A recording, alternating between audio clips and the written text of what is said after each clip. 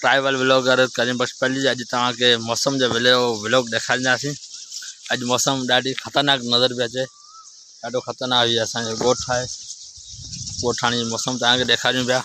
ज़बरदस्त मौसम लॻो पियो आहे अॼु, ऐं ख़तरो बि लॻो पियो आहे, छो त माण्हुनि जो चेट पको पियो आहे। ऐं हीअ अणमुदाइती जेका बरसाति अचे पई, हिन में वॾो हिकिड़ो नुक़सानु माण्हू नज़र अचे पियो। का माण्हू जा घर ठहिया कोन्हे, छितूं ठहियूं कोन्हे, हिन जे घर सर्वे जे आसिरे माण्हू घर ई कोन ठाराइनि, छो ठाराईंदासीं उकड़ाए वेंदासीं। इन करे अॼु मौसम ॾाढो ज़बरदस्त लॻो पियो आहे।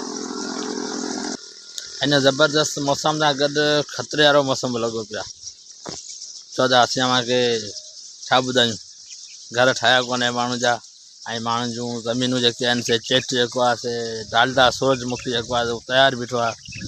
ऐं पाणी जी किल्लत आहे, ज़रूरत बि आहे, पर घरनि ऐं इन्हनि जंहिं ॿिए शइ खे ॾिसूं था त उहो वॾो नुक़सानुकार आहे। ऐं ॿियो खिवण जाम किरे थी, असांजा घर ई कोन्हे, असां पहिरियों धक में वेंदासीं जॾहिं खिवण किरी त।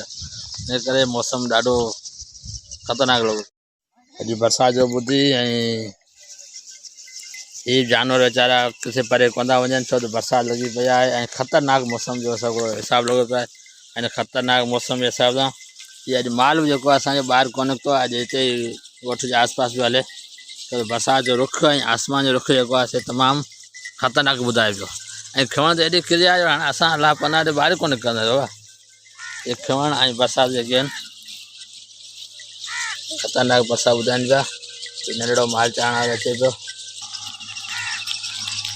पढ़े वेरी वाह ख़बर मींहुं वसंदो अॼु? हाँ, तोखे कंहिं चयो मींहुं वसंदो? ख़बर पइजी वई आहे न? सही सही। हा, मींहुं वसंदो? वसंदो? बढ़िया बढ़िया। भाई माल जा दर वारनि चवंदा मींहुं वसंदो अॼु, इन करे अॼु ॿाहिरि किथां निकिता ई कोन, हिते ई बीठा आहिनि।